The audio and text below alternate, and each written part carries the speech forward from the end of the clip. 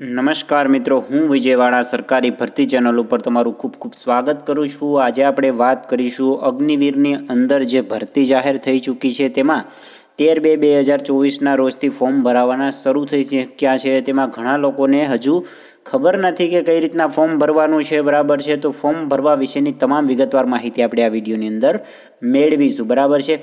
આ 13 તારીખ સુધીમાં તમારે તેમાં ફોર્મ ભરી દેવાના છે, ત્યારબાદ તેની અંદર તમે ફોર્મ ભરી શકશો નહીં, બરાબર છે। આપણે ગુજરાતની અંદર 2 સેન્ટર આવેલા છે, જેમાં જામનગર અને અમદાવાદનો સમાવેશ કરવામાં આવે છે, બરાબર છે। તો હવે ચાલો વિગતવાર માહિતી મેળવીએ કે ઇન્ડિયન આર્મી દ્વારા જે અગ્નિવીરમાં હાલમાં એક નવી ભરતી જાહેર કરવામાં આવી છે, જેમાં 25,000 જેટલી વેકેન્સી છે ઓલ ઓવર ઇન્ડિયાની અંદર। તેમાં ઓનલાઈન મોડ છે ફોર્મ ભરવા માટેનું, જેમાં તમે join.indianarmy.nic.in ઉપરથી ડાયરેક્ટ તમારે ઘરે બેઠા ફોર્મ ભરી શકો છો, અથવા તો તમને તેમાં ના સમજાય તો તમે નજીકના સાયબર કાફેએ જઈ અને તમે ફોર્મ ભરાવી શકો છો। કોઈ પણ વસ્તુ તમને ના સમજાય તો જરૂર કોમેન્ટ કરજો, અમારા દ્વારા થતી મદદ કરવામાં આવશે। અને કોઈ મિત્રોને કોમેન્ટ વાંચજો, જેનાથી કોઈને તમારી જરૂર હોય, તમને સમજાતું હોય અને એને ના સમજાતું હોય તો તમે મદદ કરી શકો, બરાબર છે। તો આ વેબસાઇટ ઉપરથી ડાયરેક્ટ તમે ફોર્મ ભરી શકશો।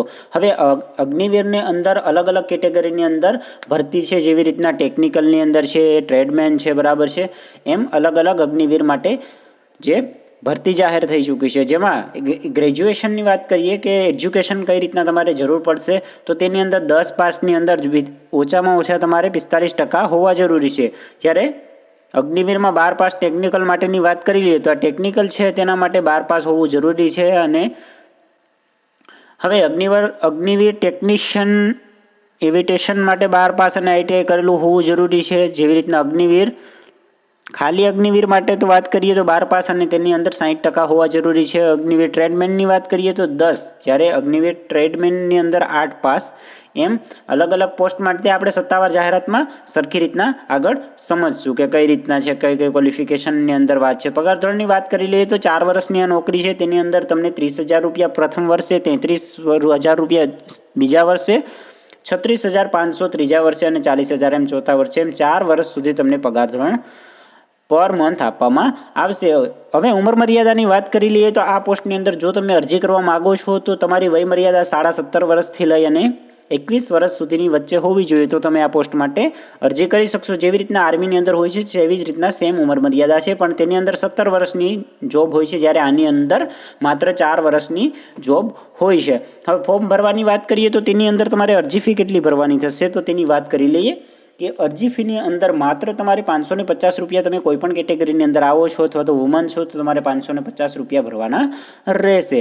હવે જે અરજી કરવાનું છે તેમાં ડોક્યુમેન્ટની તમામ વિગત આપેલી છે। તમારી હાઇટ અને વેઇટની વાત કરી લઈએ તો હાઇટની અંદર તમારી મેલની અંદર 165 સેન્ટીમીટર, જ્યારે ફિમેલની અંદર 157 સેન્ટીમીટર હોવી જરૂરી છે। હવે ચેસ્ટની વાત કરીએ તો મેલની અંદર 178 થી 82 સેન્ટીમીટર હવે તેવી જ રીતના તમામ વિગત આપણે અહીંયા કેટલા જમ્પ કરવાનું છે, લોંગ જમ્પ પર કેટલા ફૂટનો રહેશે, તમામ વિગતવાર માહિતી આપેલી છે, જેની લિંક હું તમને ડિસ્ક્રિપ્શનમાં નાખી દઈ। લોંગ જમ્પ કેટલો છે બંજી, બરાબર છે।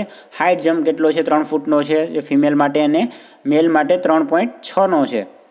તો તેવી જ રીતના તમારે ફોર્મ કઈ રીતના ભરવાનું છે, તો કે ઓફિશિયલ વેબસાઇટની લિંક અહીંયા આપેલી છે, ત્યાં 21 માર્ચ સુધીમાં તમારે ફોર્મ ભરી દેવાનું છે, આ મહિનાની 21 માર્ચ સુધીમાં, બરાબર છે। હવે જામનગર અને અમદાવાદ એમ 2 સેન્ટર આપેલા છે વુમન્સ માટેની। સત્તાવાર જાહેરાતની લિંક આપણે અહીંયા આપેલી છે, આ બધી જ લિંક હું તમને ડિસ્ક્રિપ્શનમાં આપી દઈ, બરાબર છે। ત્યાંથી તમે ડાયરેક્ટ આના માથે વાંચી શકશો અને ફોર્મ ભરી શકશો। હવે આપણે વાત કરી લઈએ કે કઈ રીતના કઈ ભરતી છે, તેમાં ડિટેલની માહિતી આપણે કીધું હતું કે વિડીયોના અંત સુધીમાં મેળવી લેશું। તો હવે તેમાં કઈ પોસ્ટ માટે ભરતી છે તે વિગતવાર માહિતી પહેલાં આપણે મેળવી લઈએ, બરાબર છે। કે અગ્નિવીરની ભરતી છે, પરંતુ તેમાં ઘણા માટે 8 પાસ છે, ઘણા માટે 10 પાસ છે। તો તેમાં 8 પાસ કોના માટે છે અને 10 પાસ કોના માટે છે તેની આપણે આની અંદર વાત કરી લઈએ। તો વિડીયોની સમજુ છું કે વિડીયો ખૂબ લાંબો થઈ રહ્યો છે, પરંતુ આ સમજૂતી મેળવવી ખાસ જરૂરી છે, એટલે આપણે આ માહિતી ખાલી મેળવી અને પછી વિડીયોનો અંત કરી દઈશું। હવે જેવી રીતના તમે જોઈ શકો છો કે અગ્નિવીર જનરલ ડ્યુટી માટે આપણે 10 પાસ અને 45% સુધીનો આપણે આગળ વાત કરી, તે રીતના જનરલ ડ્યુટીની જે ભરતી છે તેની અંદર તેનો સમાવેશ થાય છે। હવે આગળ વાત કરીએ તો અગ્નિવીર ટેકનિશિયન માટેની વાત કરીએ તો તેની અંદર કયા કયા ટ્રેડનો સમાવેશ થાય છે તે તમામ ટ્રેડ અહીંયા લખેલા છે, કે mechanical motor vehicle, mechanical diesel, electrician mechanical, તે તમામ પોસ્ટનો અહીંયા સમાવેશ થાય છે તેવા લોકો તેમાં ભરતી કરી શકશે. જે 10 પાસ બધી 2 વર્ષનો ITI કરેલું હશે તે અને 50 ગુણ સાથે પાસ કરેલું હશે તેવા લોકો આની અંદર ફોર્મ ભરી શકશે.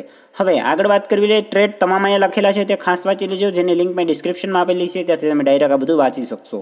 હવે અગ્નિવીર ઓફિસ આસિસ્ટન્ટ અને સ્ટોર કીપરની પણ જગ્યા પર ભરતી છે. તેની અંદર 10+2 ઇન્ટરનલ એક્ઝામ પાસ કરેલી હોવી જોઈએ છે. આર્ટ્સ, કોમર્સ અને સાયન્સની અંદર 60% સાથે તે પાસ હોવા જોઈએ. હવે અગ્નિવીર ટ્રેડમેનને 10 પાસ ઉપર વાત કરી લઈએ તો 10 પાસમાં સિમ્પલ પાસ કરેલું હોવું જોઈએ માત્ર, બરાબર છે, 33% સાથે. ખાલી પાસ કરેલું હશે તો પણ તમે તેની અંદર ફોર્મ ભરી શકશો.